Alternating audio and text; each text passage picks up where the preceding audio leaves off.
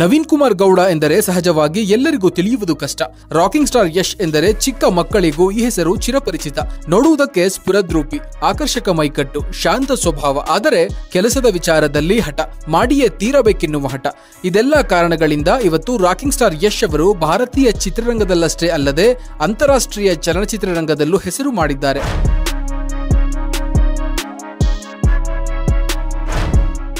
ಯಾವುದೇ ಕ್ಷೇತ್ರದಲ್ಲಿ ಯುವಕರು ಸಾಧಿಸಬೇಕು ಎಂದುಕೊಂಡಾಗ ಬೆಂಬಲವಿಲ್ಲ ಎಂದು ಕೊರಗುವ ಅಗತ್ಯವಿಲ್ಲ. ಅವರ ಬಳಿ ಪ್ರತಿಭೆ ಇದ್ದರೆ ಸಾಕು, ಸ್ವಲ್ಪ ತಡವಾದರೂ ಒಂದಲ್ಲ ಒಂದು ದಿವಸ ಗುರಿ ಮುಟ್ಟುತ್ತಾರೆ ಎಂಬುದಕ್ಕೆ ಸ್ಯಾಂಡಲ್ವುಡ್ನ ರಾಕಿಂಗ್ ಸ್ಟಾರ್ ಯಶ್ ಅವರು ಜೀವಂತ ಉದಾಹರಣೆ.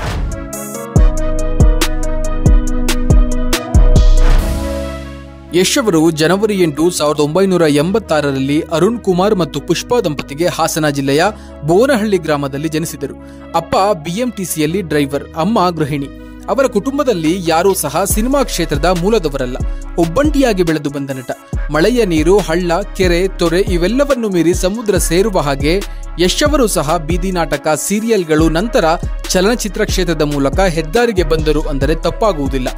ಸದ್ಯದ ಭಾರತೀಯ ಚಿತ್ರರಂಗದಲ್ಲಿ ಧ್ರುವ ತಾರೆಯಂತೆ ಮಿನುಗುತ್ತಿರುವ ಕೆಲವು ನಟರಲ್ಲಿ ಯಶ್ ಅವರು ಕೂಡ ಒಬ್ಬರು.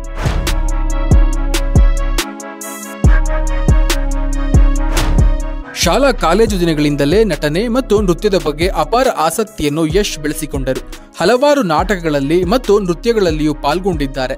ನಂತರ ಅವರು ಕನ್ನಡದ ಧಾರಾವಾಹಿಯ ಮೂಲಕ ನಟನಾ ವೃತ್ತಿಯನ್ನು ಶುರು ಮಾಡಿದರು. ಆಗಿನ ಜನಪ್ರಿಯ ಧಾರಾವಾಹಿಗಳಾದ ನಂದಗೋಕುಲ ಮತ್ತು TN ಸೀತಾರಾಮ್ ನಿರ್ದೇಶನದ ಮಳೆ ಬಿಲ್ಲು ಹಾಗೂ ಪ್ರೀತಿ ಇಲ್ಲದ ಮೇಲೆ ಹೀಗೆ ಇನ್ನು ಹಲವು ಟಿವಿ ಧಾರಾವಾಹಿಗಳಲ್ಲಿ ನಟಿಸಿದ್ದರು.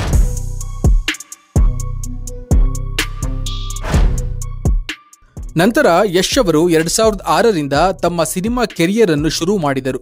ಜಂಬದ ಹುಡುಗಿ ಎಂಬ ಚಿತ್ರದ ಮೂಲಕ ಕನ್ನಡ ಚಲನಚಿತ್ರರಂಗಕ್ಕೆ ಅಧಿಕೃತವಾಗಿ ಪಾದಾರ್ಪಣೆ ಮಾಡಿದರು. ನಂತರ ಅವರ ಸಿನಿ ಕೆರಿಯರ್ನಲ್ಲಿ ಅವರ 2ನೇ ಚಿತ್ರವಾದ ಮೊಗ್ಗಿನ ಮನಸ್ಸು ಒಳ್ಳೆಯ ಯಶಸ್ಸನ್ನು ತಂದುಕೊಟ್ಟಿತು. ನಂತರ ಹಲವಾರು ಚಿತ್ರಗಳಲ್ಲಿ ಅವರು ನಟನೆಯ ಮೂಲಕ ಗಮನ ಸೆಳೆದಿದ್ದರು.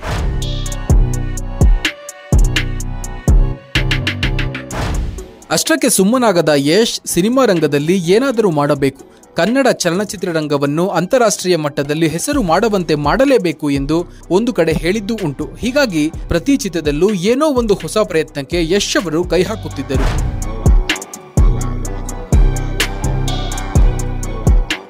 ಹೀಗೆ ಅವರ ಸಿನಿಮಾ ಕೆರಿಯರ್ನಲ್ಲಿ Moggina Manasu, Kirataka, drama, googly, Rajahuli, Gajakesari, Mr and Mrs Ramachari, masterpiece ಹೀಗೆ ಈ ಎಲ್ಲಾ ಚಿತ್ರಗಳು ಕನ್ನಡ ಚಿತ್ರರಸಿಕರ ಹೃದಯದಲ್ಲಿ ಹಾಗೆ ಉಳಿದಿದೆ.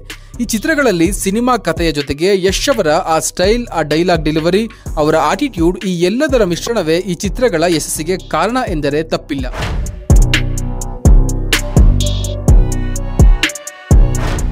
ಈ ರೀತಿ ತಮ್ಮ ಅದ್ಭುತ ನಟನೆಯ ಮೂಲಕ ಕನ್ನಡ ಚಿತ್ರರಂಗದಲ್ಲಿ ಸಾಕಷ್ಟು ಹೆಸರು ಮಾಡಿದ ಯಶ್ ಅವರು ಖರ್ಚಿಗೆ ಹಣವಿಲ್ಲದೆ ಮೆಜೆಸ್ಟಿಕ್ನಲ್ಲಿ ಒಂದು ರಾತ್ರಿ ಕಳೆದ ಅನುಭವವನ್ನು ಒಂದು ಕಾರ್ಯಕ್ರಮದಲ್ಲಿ ಹೇಳಿಕೊಂಡಿದ್ದರು.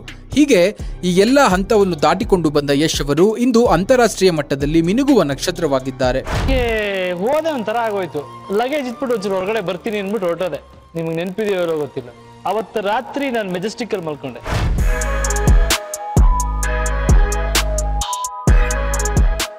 ಮಿಸ್ಟರ್ ಅಂಡ್ ಮಿಸಸ್ ರಾಮಾಚಾರಿ ಚಿತ್ರಕ್ಕೆ ಅವಾರ್ಡ್ ಪಡೆದ ಸಂದರ್ಭದಲ್ಲಿ ಯಶ್ ಅವರು ಒಂದು ಮಾತು ಹೇಳಿದ್ರು. ಇದು ಬರೀ ಟ್ರೈಲರ್ ಅಷ್ಟೇ, ಮುಂದೆ ಕನ್ನಡ ಫಿಲಂ ಇಂಡಸ್ಟ್ರಿ ಬೇರೆ ರೀತಿಯ ಹೆಸರನ್ನ ಮಾಡುತ್ತೆ ಅಂತ. ಆದ್ರೆ ಆ ಮಾತನ್ನ ಅಲ್ಲಿದವರು ಯಾರು ನಂಬಿರಲಿಲ್ಲ. ಅವಾರ್ಡ್ ಪಡೆದ ಖುಷಿಯಲ್ಲಿ ಏನೋ ಮಾತಾಡ್ತಾನೆ ಅಂತ ಸುಮ್ಮನಾಗಿದ್ರು. ಆದ್ರೆ ನಂತರ ಆಗಿದ್ದೇ ಬೇರೆ.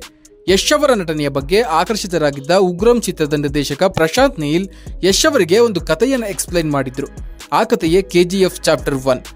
ಕತೆ ಕೇಳಿದ ಯಶ್ ಅವರು ಆ ಸಿನಿಮಾವನ್ನು ದೊಡ್ಡ ಮಟ್ಟದಲ್ಲಿ ಮಾಡಲೇಬೇಕು ಎಂದು ಪಣ ತೊಟ್ಟಿದ್ದರು. ಅದಕ್ಕೆ ಅವರು ಸಾಕಷ್ಟು ಶ್ರಮಪಟ್ಟು ಅವರ ಲುಕ್ ಅನ್ನೇ ಬದಲಾಯಿಸಿಕೊಂಡಿದ್ದರು.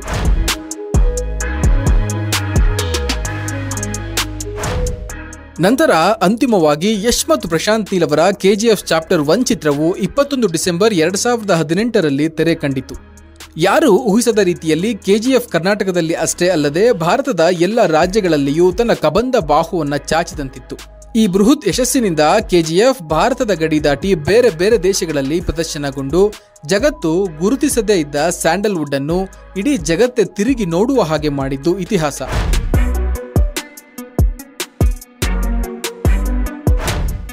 ನಂತರ KGF 2 KGF 1 ಅನ್ನು ಮೀರಿಸಿ ಅಪ್ರತಿಮ ಯಶಸ್ಸನ್ನು ಸಾಧಿಸಿ ಬಾಕ್ಸ್ ಆಫೀಸ್ನಲ್ಲಿ ಬರೋಬ್ಬರಿ 1200 ಕೋಟಿ ಕಲೆಕ್ಷನ್ ಮಾಡಿ ಬಾಕ್ಸ್ ಆಫೀಸ್ನಲ್ಲಿ ಇತಿಹಾಸ ನಿರ್ಮಿಸಿತ್ತು.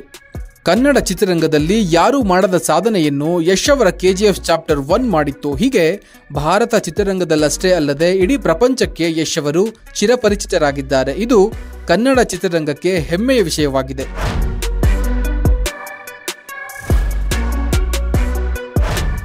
ಎಷ್ಟೇ ಸಾಧಿಸಿದರೂ ಹಿಂದೆ ಮಾತನಾಡಿಕೊಳ್ಳುವವರು ಇದ್ದೇ ಇರುತ್ತಾರೆ. ಅದೇ ರೀತಿ ಯಶ್ ಅವರ ಪ್ಯಾನ್ ಇಂಡಿಯಾ ಸಿನಿಮಾದ ಬಗ್ಗೆ ಹಲವು ರೀತಿಯ ವಿಮರ್ಶೆಗಳು, ಚರ್ಚೆಗಳು ಕನ್ನಡ ಸಿನಿ ಇಂಡಸ್ಟ್ರಿಯಲ್ಲಿ ನಡೆಯಿತು. ಅದರಲ್ಲಿ ಮುಖ್ಯವಾಗಿ ಯಶ್ ಅವರ ಪ್ಯಾನ್ ಇಂಡಿಯಾ ಚಿತ್ರವು ಸ್ಯಾಂಡಲ್ವುಡ್ನ ಎಲ್ಲಾ ಚಿತ್ರಗಳಿಗೂ ಮಾರಕವಾಯಿತು ಎಂಬ ಮಾತು ಕೇಳಿಬಂತು. ಹೀಗೆ ಪರ ವಿರೋಧದ ಚರ್ಚೆ ನಡೆಯಿತು. ಅದಾವುದರ ಬಗ್ಗೆ ತಲೆ ಕೆಡಿಸಿಕೊಳ್ಳದೆ ತಮ್ಮ ಪ್ರಾಜೆಕ್ಟ್ಗಳ ಬಗ್ಗೆ ಯಶ್ ಗಮನ ಹರಿಸಿದ್ದಾರೆ. ಅವರ ಬಹುನಿರೀಕ್ಷಿತ ಮುಂಬರುವ ಚಿತ್ರವಾದ ರಾಮಾಯಣ ಮತ್ತು ಟಾಕ್ಸಿಕ್ ಚಿತ್ರಗಳು ಬಹಳಷ್ಟು ನಿರೀಕ್ಷೆ ಮೂಡಿಸಿವೆ.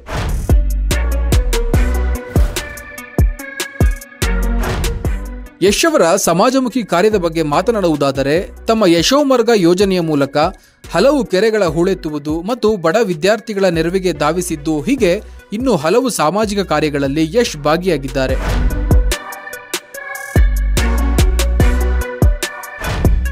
ಇನ್ನು ಯಶ್ ಅವರ ವೈವಾಹಿಕ ಜೀವನಕ್ಕೆ ಬರುವುದಾದರೆ ಯಶ್ ಅವರ ಜೊತೆಯಲ್ಲೇ ಧಾರಾವಾಹಿಗಳಲ್ಲಿ ಮಿಂಚಿದ್ದ ನಟಿ ರಾಧಿಕಾ ಪಂಡಿತ್. ನಂತರ ಅವರು ಚಿತ್ರರಂಗದಲ್ಲಿಯೂ ಅಪಾರ ಯಶಸ್ಸನ್ನು ಸಾಧಿಸಿದರು. ಆ ಸಮಯದಲ್ಲೇ ಪ್ರೀತಿಯಲ್ಲಿ ಬಿದ್ದಿದ್ದ ಅವರು ಎಲ್ಲಿಯೂ ತೋರ್ಪಡಿಸಿಕೊಳ್ಳಲಿಲ್ಲ. ನಂತರ ನೇರ ಮದುವೆಯಾಗಿ ಎಲ್ಲರ ಹುಬ್ಬೇರುವಂತೆ ಮಾಡಿದ್ರು. ಇವರ ಪ್ರೀತಿಯ ಸಂಕೇತವಾಗಿ ಇಬ್ಬರು ಮಕ್ಕಳಿದ್ದು, ಒಬ್ಬರು ಆಯಿರಾ ಮತ್ತೊಬ್ಬರು ಯತರು.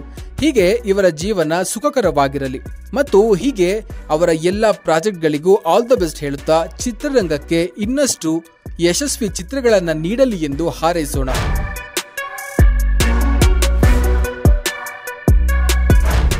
ಇದು ಈ ಹೊತ್ತಿನ ಸುದ್ದಿ. ನೋಡ್ತಾ ಇರಿ ಇನ್ಸೈಡ್ ರಶ್ ನ್ಯೂಸ್. ನಮಸ್ಕಾರ.